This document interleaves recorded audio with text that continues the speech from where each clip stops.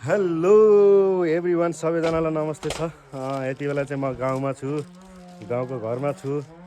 गाउँदेखि पारिको वेदर हेर्न सक्नुहुन्छ, एकदम क्लियर छ, राम्रो छ। सो त्यही हो, आज चाहिँ फाइनली म चाहिँ घरमा आएर घरको ढोकाहरू खोलेँ अनि यस्तो अवस्थामा छ होइन। भित्रहरू पनि अब त्यो सबै बिजोको अवस्थामा छ। यही घरमा हुर्क्यो, यही घरमा खायो पियो बढ्यो, ठुलो भइयो, अहिले यत्रो बढे भइयो होइन। सबैजनालाई अहिले फेरि तपाईँहरूको मायाले गर्दा म फेसबुकहरूमा भिडियो पनि पोस्ट गर्दैछु होइन। फेसबुकबाट केहीहरू आम्दानीहरू पनि भइरहेको छ।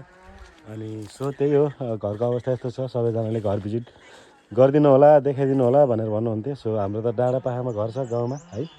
अनि त्यही हो, अब यही घरमा ठुलो भइयो, हुर्क्यो, बसियो, खाइयो पियो। अहिले अब सबैजना त्यस्तै हो। जब मेरो आफ्नो बुवा हुनु भएन होइन, बुवा नभइसकेपछि अब यो घरमा बस्ने पनि कोही हुनु भएन, मम्मी एक्लै पनि हुनुभयो।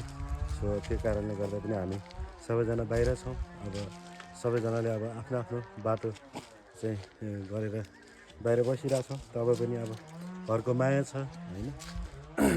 अब त्यही हो, अब यो बुवाको विषयमा कुरा गर्दाखेरि चाहिँ अलिकति मलाई चाहिँ कस्तो एकदम के भारी मन हुन्छ होइन।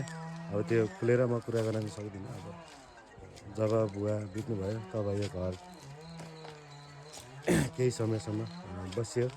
हालचाल हामी 3 वर्षसम्म, बुवा बितेको 3 वर्षसम्म पनि बसियो। तर अब मम्मी पनि एक्लै हुनुभयो। अब सबैजना बसाइ अन्तै थियो, अब काम पनि गर्नुपर्ने थियो होइन।